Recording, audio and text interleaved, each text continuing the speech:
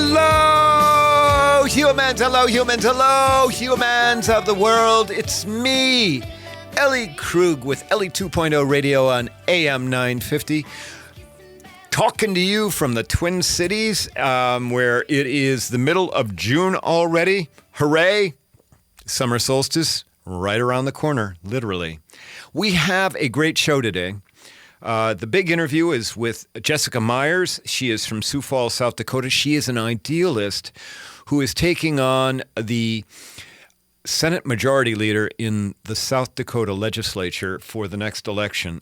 It's her first election, and she's an idealist who reached out to me. I had no idea really who she was, but she heard me speak in South Dakota when I was there in February. There's a nice story attached to that.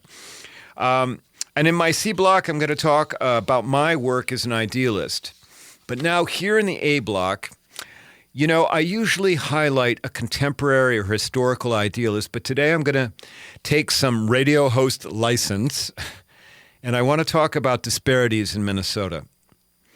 And if you want a copy of my handout titled Disparities in Minnesota, you can go to the AM 950 website and you'll be able to download it. I'm starting to put more documents on the station's website, or you can go to my website at elliekrug.com, and you can email me, and I will get you this if you can't find it on the station's website. But you know, Minnesota has long touted how it's first in so many things, like education, test scores, income, even happiness. But as Governor Walz said recently, all of those firsts accord to white-collar Minnesotans. Remember, I refer to white people as white-colored people because most white people don't believe white's a color. But for Minnesotans who are of a different color other than white, there is a way, way different story. It's called disparity. The difference between one group of humans and another group of humans. Often it is translated into statistics. And when we talk about structural racism, disparities are the way that you see it. All right, structural racism is like, well, hey, they don't say, on their website that they, won't hire people other than white, or they don't say that police officers are going to stop people of color other than white color far more than they stop white people. They don't say that to you. But when you see the statistics around those kinds of things, then you get an idea that the system is baked to favoring white colored people. So I've got this document I put together. It's called Disparities in Minnesota. It's a 4-page document. Because I decided I'm going to put something handy together. And what I want to just share with you is a little bit about how it's different for people who are not white color in Minnesota. So first, let's just begin with the 2016 estimated population of Minnesota, 5.523 million. I think it's grown since then, but I'm relying on 2016 statistics. Out of that 5.5 million, in Minnesota, 81% were white alone. Another 19% were considered of the people of color other than the white color are about approximately 36% of, and so then you have 64%, give or take, of white colored people in Minneapolis. So when we start to get into the statistics about education, this is where it gets this is where it's glaring. Now, you may recall I had Michael Cerisi on the line from the Cerisi-Walbron Foundation earlier last year to talk about these disparities. But let me just remind you, okay? Now, third grade reading achievement. Now, this is important. It's a milestone. It's a marker on how a child is succeed and their ability to succeed going forward in school. And what they do at third grade is they test to determine whether they're reading and comprehending at what would be expected for the third grade level. So in Minnesota, the third grade reading achievement level, that is where children are meeting or exceeding the third grade standards. For white non-Hispanic children, 64% of white children are meeting or exceeding the third grade reading standards in Minnesota. But for children of color, that is, other than the white color, only 39% of children other than the white color are reading in third grade and meeting or exceeding third grade reading levels. That is almost a 50% difference between white and other colors than white. For lower income children, okay, those that are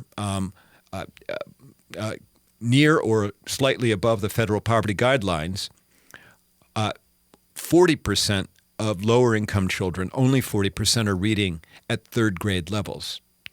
For higher income children, that number is almost double. Higher income children, 67% of them are reading at third grade level. Now, what does this tell you? It tells you a couple of things. It tells you that if you are not of the white color, you are not doing nearly as well in school at third grade. And then going forward, of course, compared to as if you had white skin. Now, why would that be? Could it be that we don't, A, have enough teachers of color other than the white color in our system? And B, could it be that the white collar teachers in our education system across the state favor children who are of white color? High school graduation rates, right? Minnesota ranks 50th. That would be the last in the country as it relates to the difference between white and colors other than white graduation rates. So in Minnesota, white, non-Hispanic students are graduating at a rate of 88.4%. Black students, that is, students that are African American, are graduating at only 67.4%. That is a 20% percentile difference between white and black. Native American, American Indian students are graduating from high school 51% of the time. Barely half. The students who are Native American are graduating, and barely 2/3 of black African American students are graduating high school in Minnesota, compared to nearly 90% of white students. When we get to college, it's even worse. College, 66.8%, so 67% of white college students are graduating from either 2 or 4-year institutions, but black students, only 35% are graduating from 2 or 4-year institutions. And for Latinx, that would be for Latino, Latinx students, it's 27.5%. It is a glaring disparity. Now, let me just see, because I'm running out of time. Let's just talk about household income. Okay, for what in the Twin Cities, the median, according to the Department of Education and Employment Development in 2016, in the Twin Cities, white families, white households earn $76,632 per year on average. Okay, that was the median household income in the Twin Cities in 2016. The black families, less than that, $32,819. Why?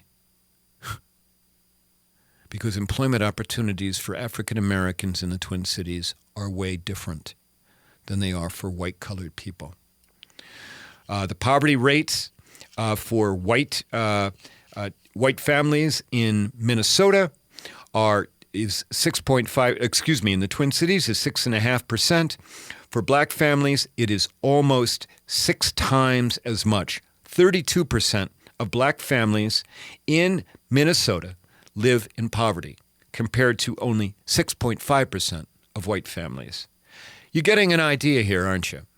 Okay, and I'm running out of time, and I know that giving you statistics over the radio is always tricky. But you know what? Go see my document on the website, or contact me at elliejkrug@gmail.com.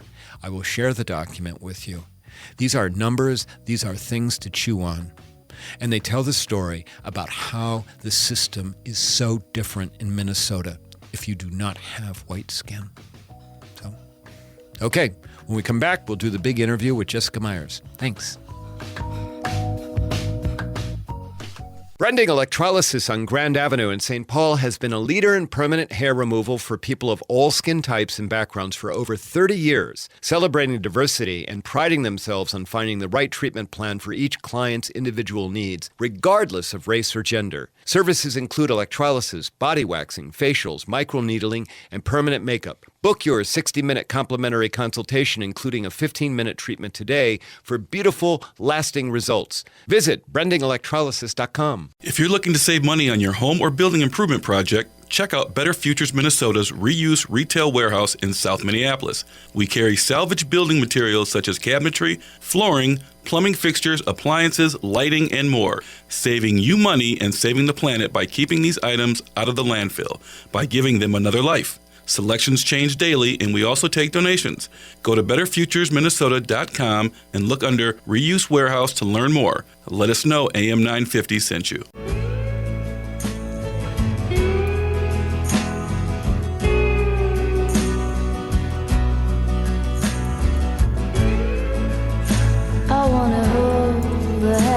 And we're back on Ellie 2.0 Radio on AM 950. I hope you think more about those disparities that I just talked about, and I'll have Brett, as I said, put online the disparities document that I referred to.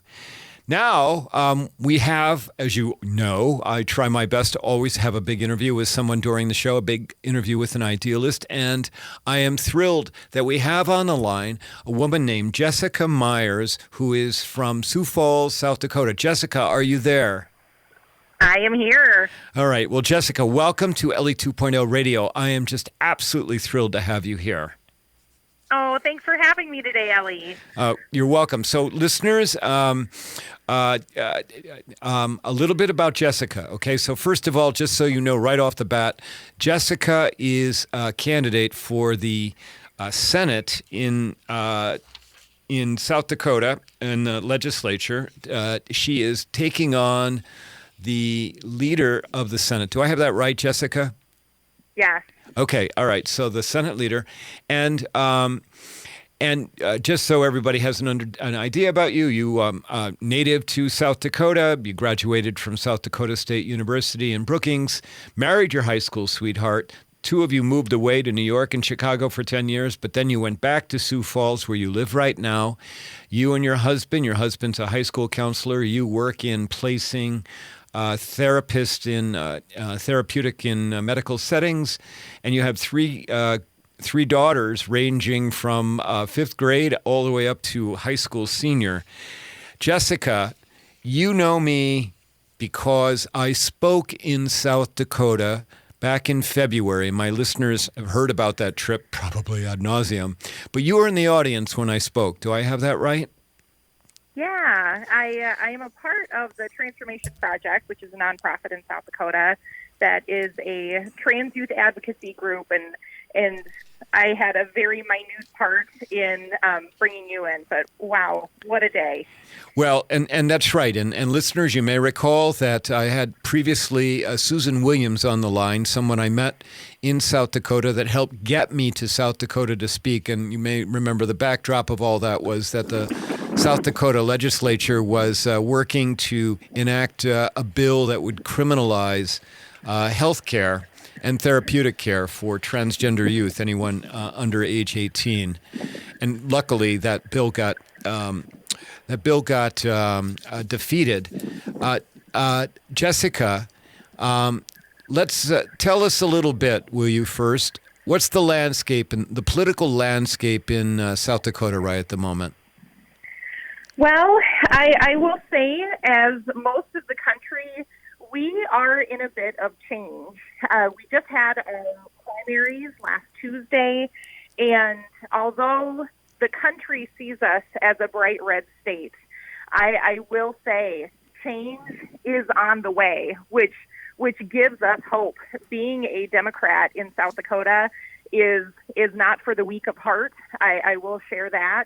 I actually, being someone who lives in Sioux Falls, I am in a rare place in South Dakota where Democrats may get a second glance, but I am happy to report that change is coming.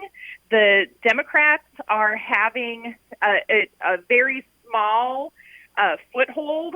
We are getting candidates elected, which is very encouraging. And after the primaries on Tuesday, there has been some warning signs to the Republican Party that we do have viable Democratic candidates on the way, which is really, really exciting. Well, that is great. That, I mean, and this is your first run for elected office, correct? It is. Okay. It is. All right. And tell us about your opponent, who is is he the Speaker? He's not Speaker of the House. He's the leader of the Senate. Senate Majority Leader. Senate Majority Leader. Okay. Tell us about him and what it's shaping up for you here. So my opponent is the Senate Majority Leader in South Dakota as legislators, and I do actually appreciate this, that there is no possible way, unless you are a governor, to be able to be a politician full time. So we all have full time jobs on top of being a state legislature. My opponent actually owns a hospital in town. So he's a physician. This would be his fourth term. That is the max. So this would be his last term. And what happens a lot of times in South Dakota is that once you hit your term limit in the Senate, you just flip to the House, and then you serve 4 terms in the House, and then you flip back to the Senate and ping pong back and forth. So this is his 4th term. Actually, after looking at the election results for his last 3 elections, what has been really encouraging for me as a first-time candidate is that in his last election, he only won by 26 votes. So wow. My district is absolutely winnable, which is really, really exciting for me. Well, and that is great. And so you're taking on somebody who has money. I'm assuming he's a doctor as well, right? And yes. And so you're taking somebody on who has money. You're a first-time candidate. There is, and you've told me when we prepped for this interview that the Democrats in South Dakota are really kind of out of money. So you are doing this with a wing and a prayer and a kite and glue apparatus, but you're doing it, right? I'm doing it. Okay. All right. There is a story behind even this. And in a minute, we're going to have to take a break, Jessica, but to at least seed the interest for our listeners, that story has to do with you hearing me speak in Sioux Falls when I was there, right? That's right. Now, you're part of the Transformation Project, which is a nonprofit aimed at helping to lift up transgender kids. But you're part of that project because you've got some LGBTQ connections in your family. Is that right? I do. My oldest is gay, and I will say this. My best friends in the world are gay. And I watched my high school forever friends who maybe didn't get the most rousing acceptance when they came out. And they came out later in life, in their late 20s. And I saw what happened when their families weren't as warm and accepting. Over time, it's gotten better, but at first it wasn't. And that forever shaped who I was. And so when my oldest came out as gay, we said, great, you're gay, go do the dishes. It was not a big deal. And as we have this conversation, I am watching my daughter proudly hang up her gay flag because it is Pride Month. And with the wind, it is whipping outside today. All right, so I am Okay. Well, Jessica, I need to interrupt you because we got to take a break, okay? But when we come back, I want to talk about you and I meeting, you hearing me speak in Sioux Falls, not because it's all about Ellie Krug. It's really about you, okay? All right? So we got to take a break. Listeners, we'll be back in a second speaking with Jessica Meyers from Sioux Falls, South Dakota. Back in a second. Hi, Alex of Better Futures, Minnesota. Does your business or organization need janitorial services, lawn care, or snow services? Obtain a free, no-obligation estimate from Better Futures, Minnesota when you mention that you heard about us on AM 950. Our supervised, hardworking, and affordable crews will handle your interior and exterior building and property maintenance needs while you help men in your community transform their lives and walk on a positive path to success. It's a win-win. To learn more, go to betterfuturesminnesota.com under Business Services.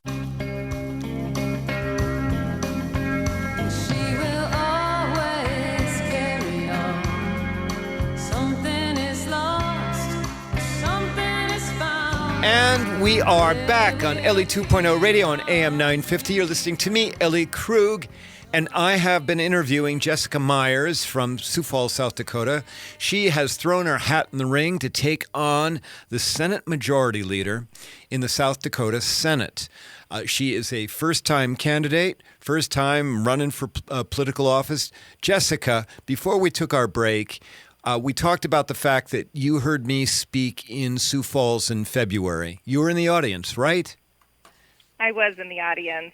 Okay, and listeners, I went out to Sioux Falls. You may recall, because I talked about it probably way too much. I went out to Sioux Falls because the legislature was proposing this bill about criminalizing health care for transgender youth. I did a number of different talks in Sioux Falls, but kind of the culmination of it was a morning talk in downtown Sioux Falls on Saturday morning where we had probably about 60 people in the audience. Now, Jessica, and I'm asking you to share a story, not to highlight anything about Ellie Krug, but more about what it means to be an idealist in America right now. So can you tell the story? Because you had been talking to the Democrats in South Dakota about the possibility of running, but you were really still on the fence when you walked into the room to hear me speak. Do I have all of that right? Yeah, being a part of the Transformation Project for this last, we're a very small nonprofit in South Dakota that we haven't even celebrated our 1-year anniversary yet.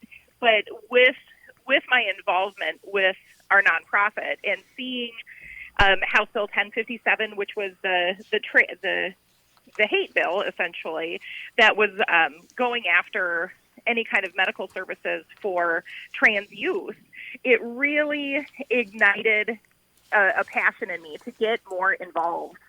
And the week prior to you coming to Sioux Falls, I had started asking some questions. I was actually personally asked, would you consider running in your district? And I didn't know what that answer was. And frankly, it was because I'm a mom and I have teenagers and I'm married and I work full time, all of those normal things. I mean, I'm not a career politician and I really didn't know what my answer was. I was really honestly battling with that. And when you had come to Sioux Falls and you really spoke about othering people, which is putting people into categories that, make them different, which makes them the enemy. And that is absolutely what I've been watching for the last 3 years in our country on both sides. And I do not believe that either side is an enemy. We are neighbors.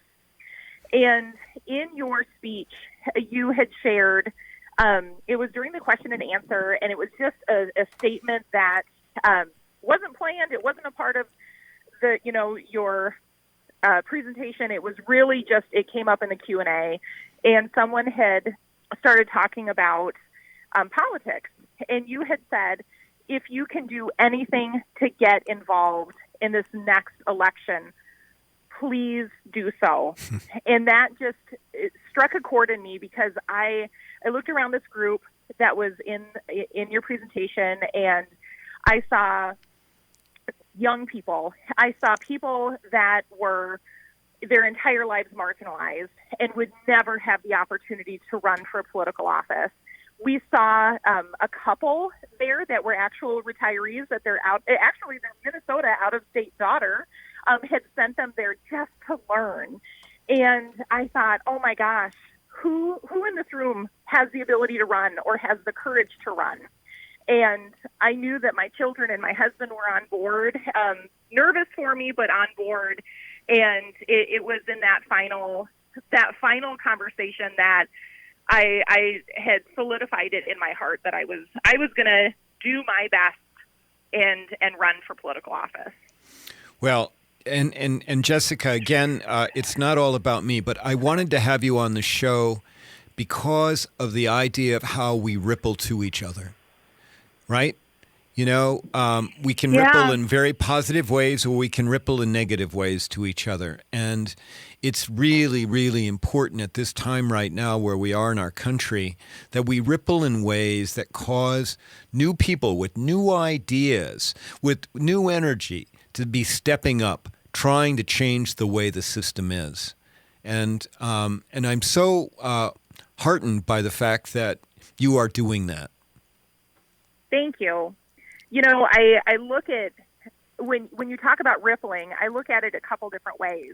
You know, the most, prevalent example in my house is that I have 2 teenagers and a tween in my house. This next year, my daughter's going to be a senior, my older daughter's a freshman, and my youngest is entering middle school for the first time. And I know that as a mom, the only way to lead is by example. And I know everything that I do and say, these little ears are listening to me.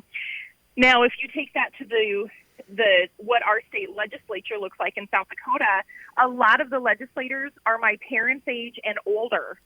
Now, if I was to ask these state legislators what TikTok was, how on earth is a 70 or 80-year-old man going to know what TikTok is, and how do you legislate it? How do you protect our kids from, all of these different things?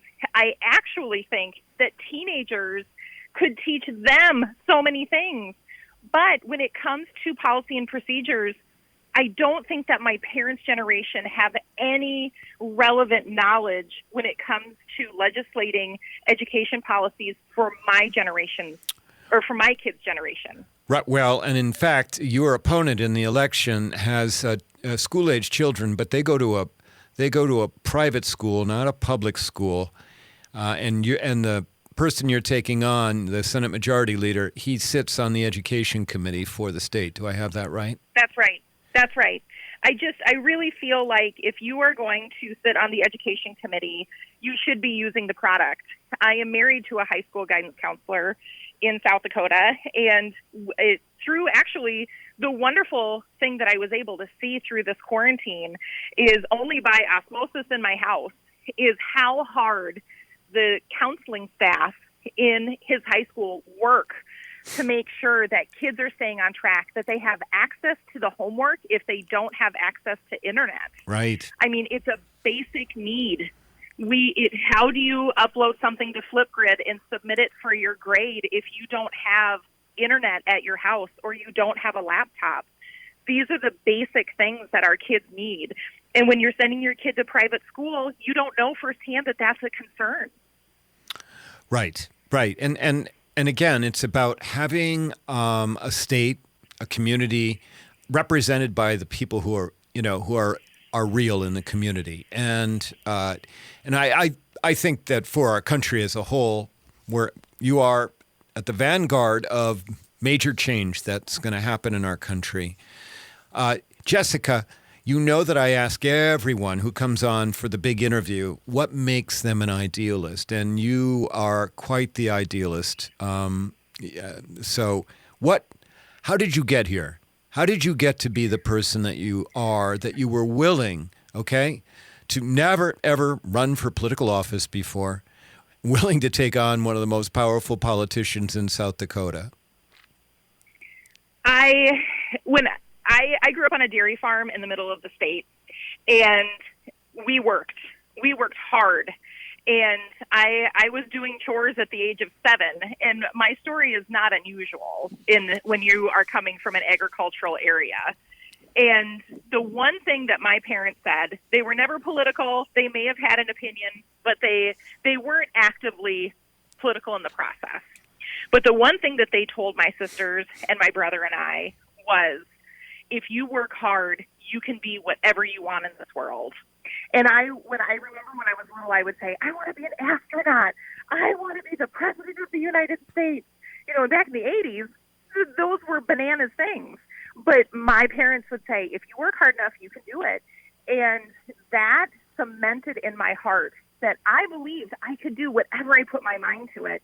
And as I got older, I didn't think that wasn't available for everyone else. It's not just for white people. It's not just for women.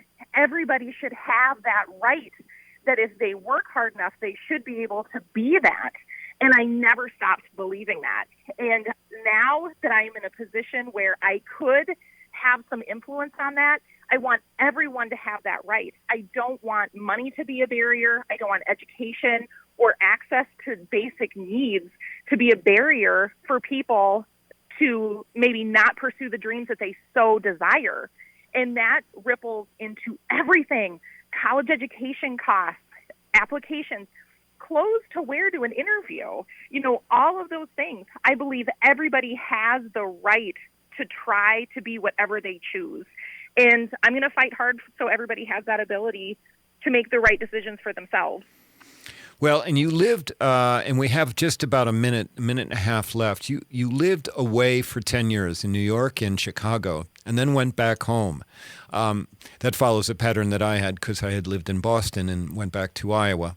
And now, of course, I'm in Minneapolis. Let me ask you this, okay? What do you think about the experience of being away in the big cities? How do you think that shaped your idealism? I think everybody needs to go away, whether that's traveling, move away if they're able to go see another place.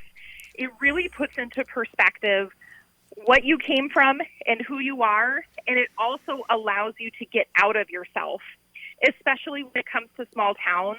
You sometimes get put into roles, whether you like it or not, and it was really great to be a small fish in a big pond in New York City and in Chicago. It was really great to see that not everybody was really, really fair and blonde. It's wonderful. It's wonderful to hear other languages. And the thing that I learned the most, they want the best opportunities for their family, and they really do care about each other's neighbors. Your neighbors may be a different color, be it from a different country, or speak a different language, but we all live together, and we're all looking out for each other. And that was the biggest gift that I learned when we moved away. And I knew it was going to make me a better citizen of South Dakota coming back with that experience in mind. I love your reliance on the word neighbors, and I think that is a word that all of us need to be using far more than what we've been doing. Jessica, I just want to tell you, I have really, really enjoyed speaking to you. I appreciate that you had reached out to me to share that story about how I had helped get you over the edge to go and decide that you were going to run for political office. I'm very grateful that you did share that with me because that helped fuel my own idealism. I just wish you the best as you go forward. Thank you, Ellie. And by the way, if anybody wants to read up on you, where could they go for your website? Yes, you can go to my website, which is Jessica for FORSD, jessicaforsd.com. And I also have a Facebook page, Jessica for SD District 12 in South Dakota. Great. Well, Jessica, it's been wonderful talking to you. Good luck. Go get them and continue to be the idealist that you are, saying the wonderful words that you have been saying. Okay? Thank you, Ellie. Okay, listeners, when we come back, we'll do my C block where I'm going to talk a little bit about my work. And we'll be back then. Thanks. Did you know there's deconstruction funding available now for homeowners and contractors in Hennepin County? If you are embarking on a remodel or teardown this year, consider hiring Better Futures Minnesota's deconstruction crews instead of demolition. By taking a house or building apart by hand instead of destroying it with heavy equipment, the materials can be reused or recycled instead of going into the landfill. It is much more cost-effective and is a carbon-neutral solution. Go to betterfuturesminnesota.com and look under Business Services to learn more. Brending Electrolysis on Grand Avenue in St. Paul has been a leader in permanent hair removal for people of all skin types and backgrounds for over 30 years, celebrating diversity and priding themselves on finding the right treatment plan for each client's individual needs, regardless of race or gender. Services include electrolysis, body waxing, facials, microneedling, and permanent makeup. Book your 60-minute complimentary consultation, including a 15-minute treatment today for beautiful, lasting results. Visit brendingelectrolysis.com.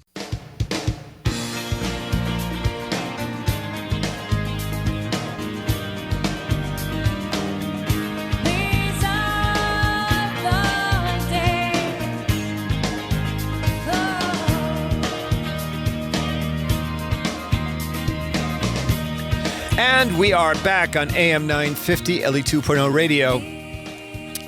Jessica Meyers, quite the idealist. And you imagine, having a family, having a full-time job, running for taking on the Senate Majority Leader in South Dakota. A lot of courage there, a lot of idealism. Go check out her website, Jessica for South Dakota. JessicaForSD.com. Go check it out, okay? And we all wish her luck. All right, where I talk about my work, and then for this, I am really pressing some things here, and I want to talk to you about the hard work of going forward in Minnesota and in America right now in June of 2020. George Floyd's murder and the unrest and property damage that followed have awakened white-collar America to the glaring disparities that have existed for generations. That's why at the beginning of this show, I started giving you a bunch of statistics over the air. Always a tricky thing to do. The question is, okay, so suddenly we now have a whole lot more white-collar Americans understanding the system has not been fair for people other than the white color. Okay, that's great. But the question is to the extent that we really foment change. We are talking massive institutional change where businesses, government entities, religious organizations, special interest groups undertake new policies and behaviors to level the playing fields. For example, earlier you heard me talk about the disparities between third grade reading achievement. White-collar students, far more, almost twice as many white-collar students are succeeding at third grade compared to students of color other than the white color. And that is so incredibly important because it helps determine a child's ability to succeed going forward. And we have been defunding education time and again when we should have been increasing what we are paying teachers, increasing the number of teachers, increasing the quality of the education, making sure that the color of a child's skin does not make a difference in how they are treated and how they learn. But, this massive structural change goes all over the place. We have to better involve parents of all levels, of all colors, in the education of their children. We have to better explain and have an understanding about how families, how trauma in families, that is parents just simply yelling at each other, how that impacts a child. And that's regardless of skin color. How do we begin with that change, okay? It is so much that we need, as I said earlier, to have the right teachers, have enough classrooms. It takes time and money and commitment from all of you that are listening to my voice right now. It also means that your taxes are likely to go up. I know. We already pay a lot of money in taxes in Minnesota. I know that. And I know what people, on the other end, on the other side are going to say about raising taxes. And it means that household budgets may become a bit tighter. It does. But you can do your part by at least understanding that that is the price that we pay for getting a more equitable society. You can also do your part by supporting candidates for change and by not complaining when they start enacting those changes, and it costs. It will take white-collar people at school board meetings saying it is unacceptable for children of color to be doing worse in their schools. It will take you yelling about that. And I will keep coming back to this about how to push the system to be more equitable. Now,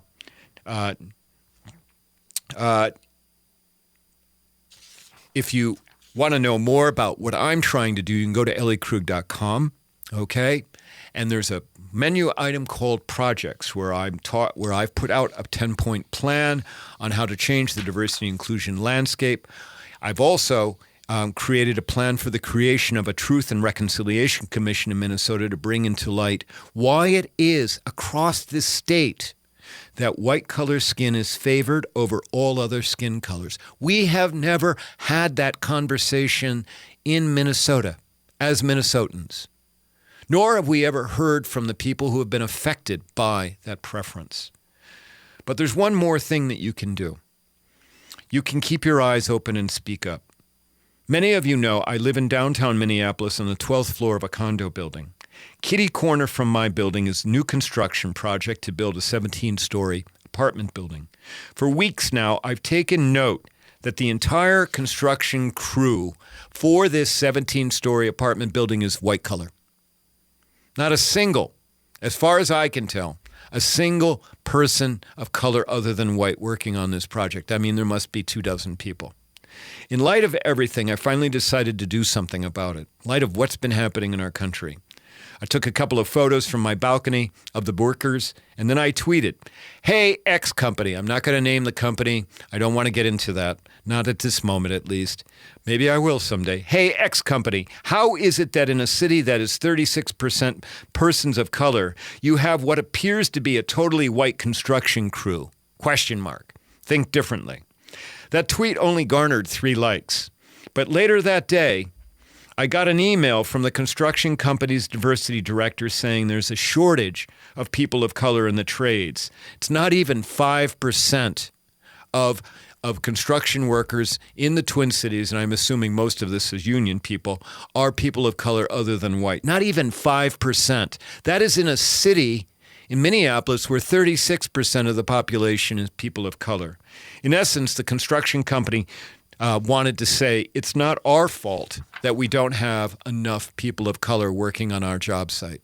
Frankly, I think that's a crap answer. It certainly is that company's fault. It's the fault of every other construction company in the Twin Cities in Minnesota. It's the fault of the unions. It is the fault of our society. For decades, the message has been that you are not wanted if you are not of white color. And the message has also been that if you do come, we will make it difficult for you once you are here. I mean, you hear that message enough, you decide, I'm not going to do this. This is what I'm talking about when I say we need structural change. The people who control the levers of access, who favor white color skin, need to be pushed out. Yes, as the consumer, as the voter, you have the right to demand better of the people who have the levers of power. Start paying attention to places where you give money. Stores. Maybe that construction crew that's coming to help remodel your house. I don't know. The restaurant that you go and frequent all the time. And if you see that it is only white collar people in there, will you ask why? Will you demand that they think differently? Because everyone, I know I'm on a soapbox right now, but everyone, we have to start thinking and then acting differently. Governor Walz says we only have one more chance. I agree with that. Let's get it right. Okay, there you go. That's the end of this show. I hope that you've enjoyed it. Yes, Strident Ellie Krug, you better believe it. Idealist Ellie Krug, you're going to hear this stuff from me. Okay, a big thanks to our sponsors, Brending Electrolysis. She's back up and running. Let Bev know that I recommended you. She does great work. And big thanks to our other sponsors, Better Futures Minnesota, which gives people a second chance. A lot of those people are people of color other than the white color. Trust me. Go to betterfuturesminnesota.org and look at their website. Support them. Big thanks to my producer, Brett Johnson, who's always putting up with me and who always does such great work. And to you, my listeners, listen. I meant what I said. We got to do things differently than what we've been doing. Reach out to me at elliekrug.com, elliekrug@gmail.com. I would love to talk with you if you have questions or inquiries. And otherwise, be good, go out, and try and make the world a better place. Talk to you next week. Bye.